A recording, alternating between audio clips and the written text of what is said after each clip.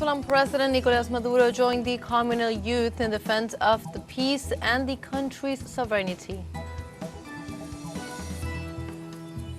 The Mexican government has launched an offensive against at least 12 drug cartels operating in the state of Michoacan in the western part of the country.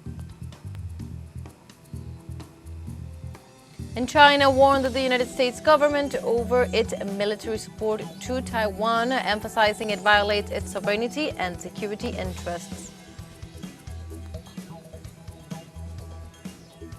Hello and welcome to From the South. My name is Belén de los Santos, and from the teleSUR studios in Havana, Cuba, we begin with the news.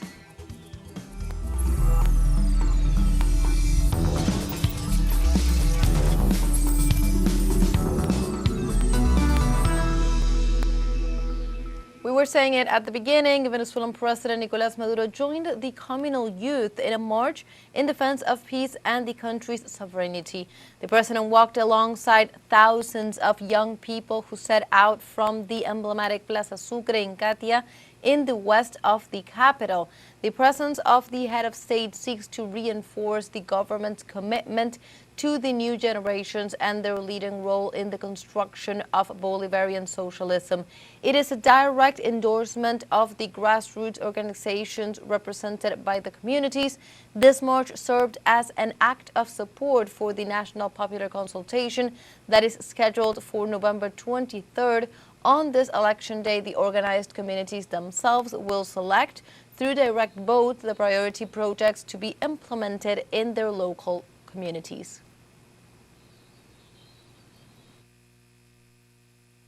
Así que yo los convoco a ese proceso. So I call on you to join this popular, constituent process of youth to refound a giant, powerful, unprecedented confederation of all Venezuelan youth, democratic. Federación de toda la juventud venezolana, democrática, de base, que reúne. Grassroots confederation of all Venezuelan youth is one of the most beautiful tasks we can set ourselves, and that youth have power in universities, high schools. Que nos podemos plantear.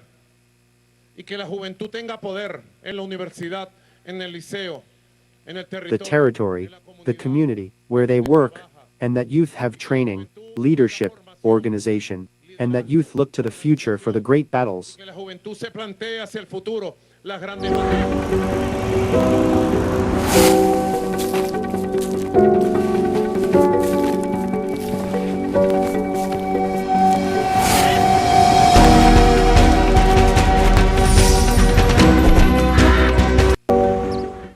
And in Venezuela, entrepreneurs have become the driving force of the productive economy, boosting creativity as one of the nation's main resources.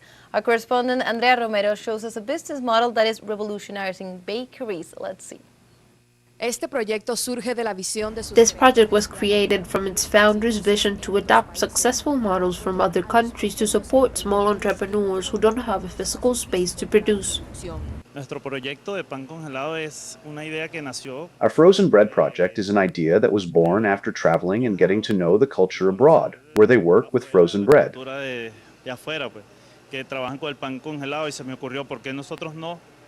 So I thought, why don't we introduce a project for entrepreneurs who can't have a physical space to make their bread? Para producir su pan. Nosotros nos inventamos, nos creamos esta idea. We came up with this idea to help those wanting to start a business, selling them frozen bread, French bread, canilla, campesino, sweetbread. La canilla, el campesino, el pan dulce. Estamos haciendo croissant. We're making croissants too. We pack croissants in trays of 6 so they can get started with chocolate croissants, butter croissants. We also have frozen tequeños and pasta. La pasta. The production process starts with kneading. The key is the quality of the ingredients and the right technique to make sure that once thawed and baked, the bread keeps its traditional texture and flavor. Right now, we're seeing the machine, the process of the savory bread dough. From this same dough, we'll make campesino, canilla, and French bread. La canilla y el pan francés.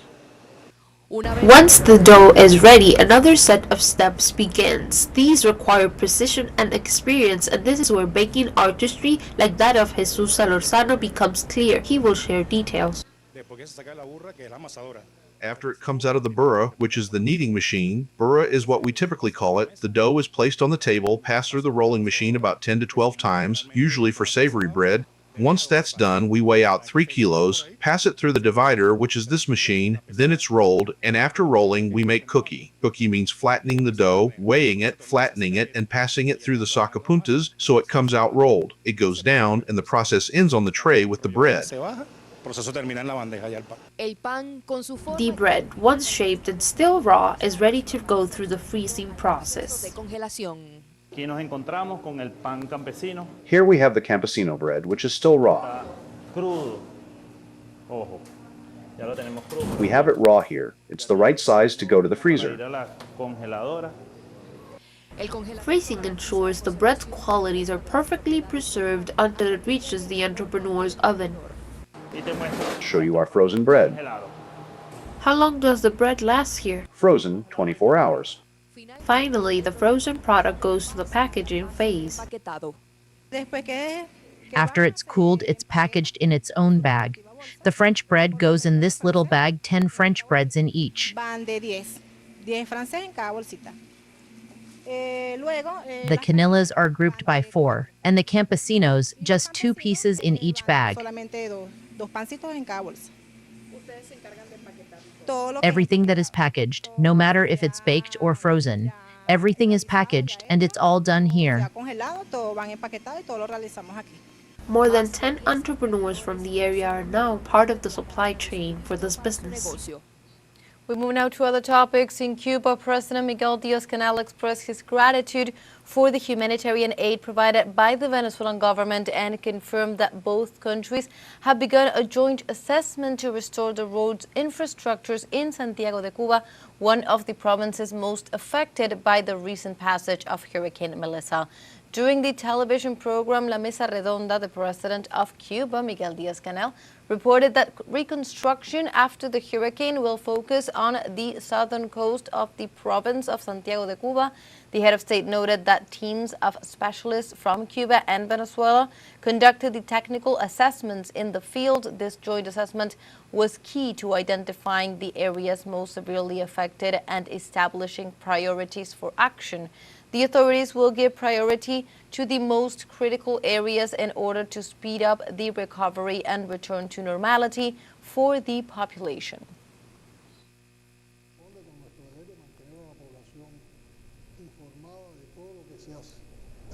And Aylin, I also want to highlight the meeting I had before joining the round table and the meeting with the Provincial Defense Council that we experienced, which was sharing with a team of constructors from the sister Bolivarian Republic of Venezuela, which was sent by our brother President Maduro, led by a deputy minister, and which has worked together with our troops and the Ministry of Construction and Transportation to conduct a survey of the state of the roads. An assessment of the state of the roads and work is already underway on projects to recover with the joint participation of Venezuelans and Cubans. A group of damaged areas here in Santiago de Cuba, and that is where the true expression of the brotherhood and solidarity of two revolutions lies. A country under the threat of invasion does not forget its brothers, and here it is also collaborating. I believe that from here we must be grateful for the continuous and timely solidarity of the brotherly people of Venezuela and also of its leadership, in particular our brother President Nicolás Maduro. Now we have a short break coming up, but first remember you can join us on TikTok at teleSUR English, where you will find news in different formats, news updates and much more. We'll be right back. Stay with us.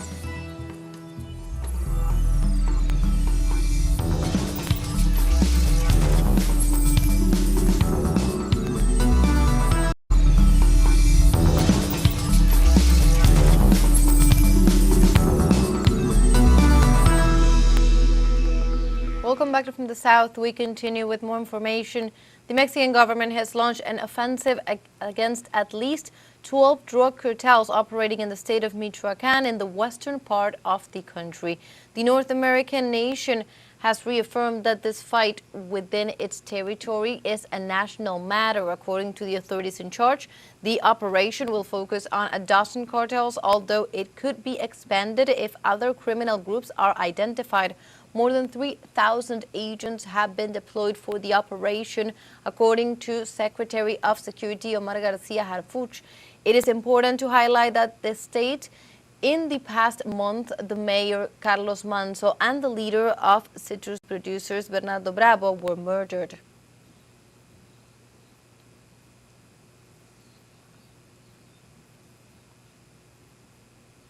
And Ecuador witnessed the closing of campaigns on Thursday ahead of the popular consultation and referendum.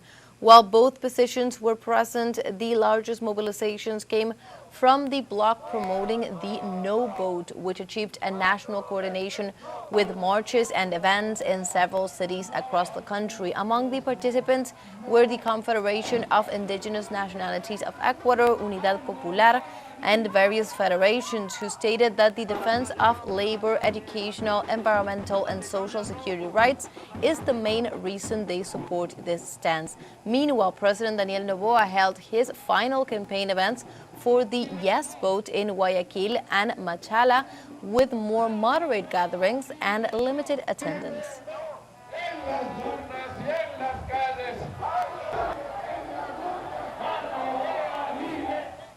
In this regard, the Strengthening and Union Organization movement of the Trade Union Confederation of the Americas warned that with next Sunday's consultative process, the Ecuadorian president is not proposing a clear constitutional reform. The organization stated that behind this consultation there is an attempt to dismantle the few rights workers still have in the country, and that it is not about improving labor conditions but increasing corporate profits. Furthermore, the consultation promoted by Noboa also proposes eliminating the constitutional prohibition in place since 2008 that prevents the establishment of foreign military bases or military facilities on Ecuadorian territory.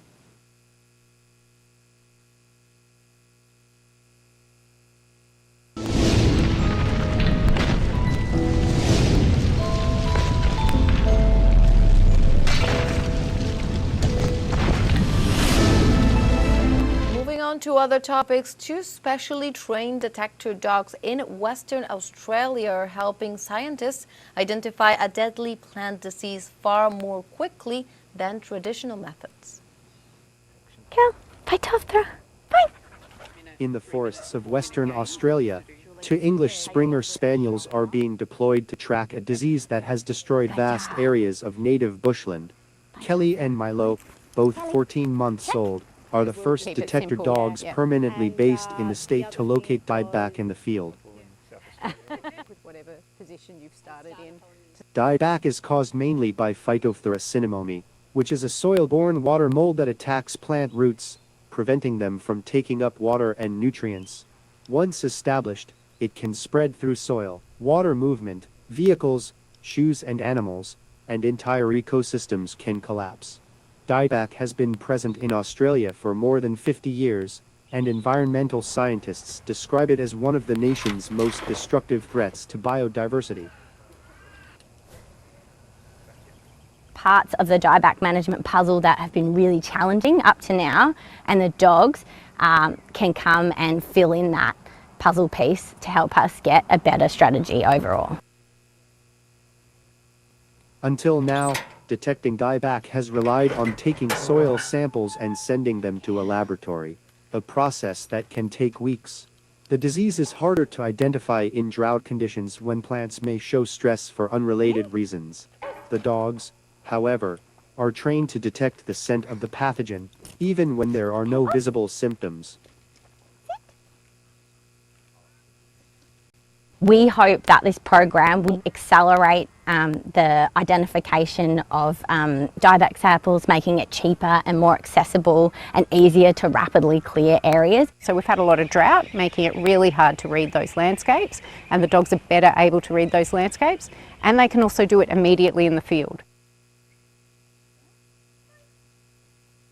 Aerial monitoring and laboratory testing will still be used, but the dogs allow conservation teams to pinpoint infected sites quickly, helping land managers fence off areas, divert tracks, or install hygiene stations before the pathogen spreads further.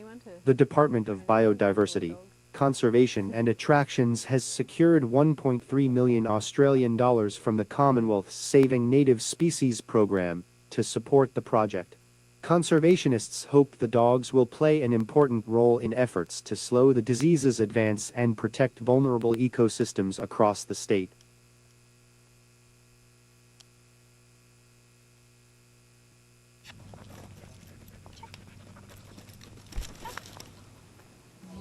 We have a second short break coming up now, but before we invite you to visit our Facebook page at teleSUR English. There you'll be able to watch our top stories, special live coverages, and much more. Follow our page and activate notifications to stay up to date on the world's most recent events. Final short break, don't go away.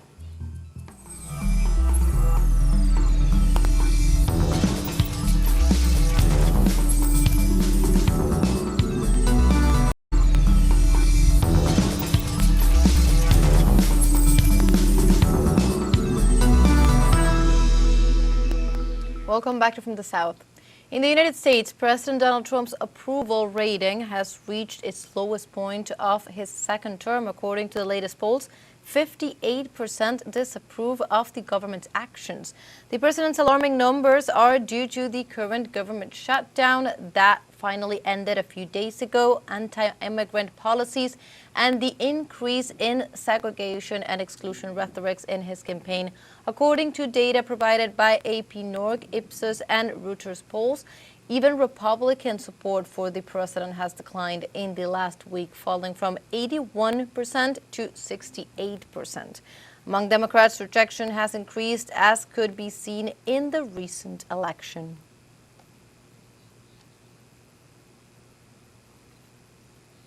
Meanwhile, on Friday, China warned the United States government over its military support to Taiwan, emphasizing it seriously violates Beijing's sovereignty and security interests. Statements up by Foreign Ministry spokesman Li Jiang addressed Washington's recent agreement with the regional government of Taiwan to sell military parts and components. According to the Western nation, the plans are to complete the arms sales to the island in 2 weeks. In this scenario, the Chinese diplomat pointed out that Taiwan is fundamental to China's interests and constitutes the first inviolable red line in relations with the U.S. Moreover, the diplomat confirmed that the government will take all necessary measures to firmly defend national sovereignty, security, and territorial integrity.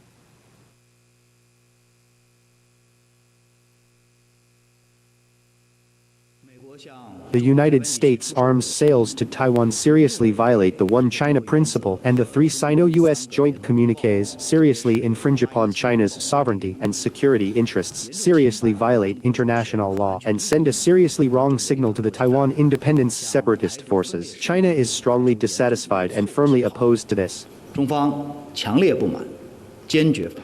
And Italy's public prosecutor's office has opened an investigation into nationals who traveled to Sarajevo to participate in sniper salves during the Bosnian Serb army's siege that took place between 1992 and 1996. The case was opened following a complaint filed by writer Ezio Gavazzeni in collaboration with lawyers Nicola Brigida and former Judge Guido Salvini. The complaint for murder aggravated by cruelty and despicable motives alleges that Italian millionaires traveled to Sarajevo on weekends to participate in human hunting. According to testimonies, there was a fee that hunters had to pay each week to members of the Spraska army to shoot passerbys. In this regard, on Tuesday, the Bosnian consul in Milan, Daktum Konktic, said that his government was fully cooperating with the investigation.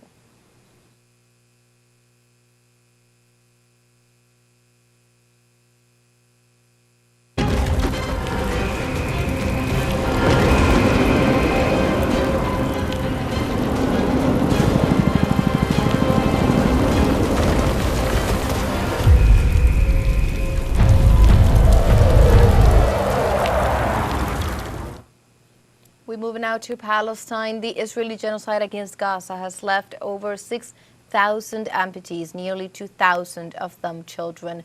More information on this, the Gaza Ministry of Health confirmed on Friday that since 2023 they have carried out over 6,000 amputations, 25% of which were pediatric patients and 12.1% were women.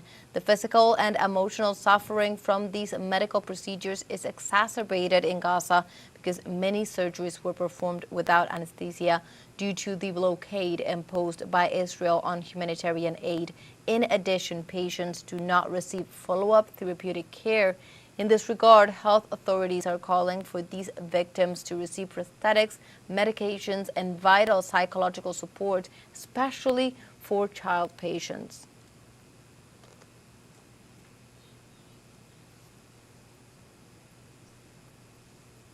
Meanwhile, on Thursday, the Israeli army killed two 15-year-old Palestinian teenagers near the West Bank city of Hebron on the outskirts of the teleSUR settlement. The Palestinian government's General Civil Affairs Authority identified the young men as Bilal Baha Alil Barhan and Muhammad Mahmoud Abu Ayash. In a statement, authorities denounced the retention of their bodies and said that they had died from bullets fired by the occupation near Beit Umar. The Israeli genocidal regime defending the action stated that its military ambushed them to eliminate two terrorists who were on their way to allegedly perpetrate an attack without proving additional details about the identity of the deceased. The resistance movement Hamas confirmed that the attack on children in the West Bank constitutes an atrocious crime perpetrated by a terrorist government.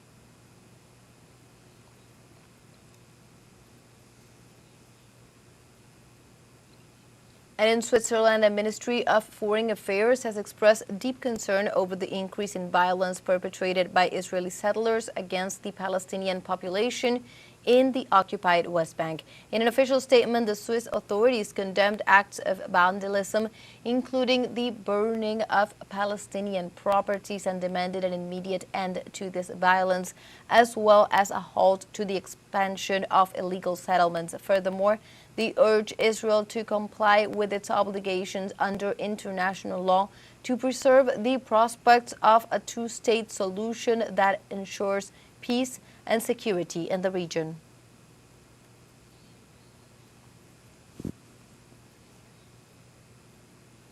And like this, we have come to the end of this news brief. You can find these and many other stories on our website at telesurenglish.net. Also join us on social media. We are on Facebook, X, Instagram, Telegram, and TikTok as well. For TeleSUR English, my name is Belén de los Santos. Thank you for watching.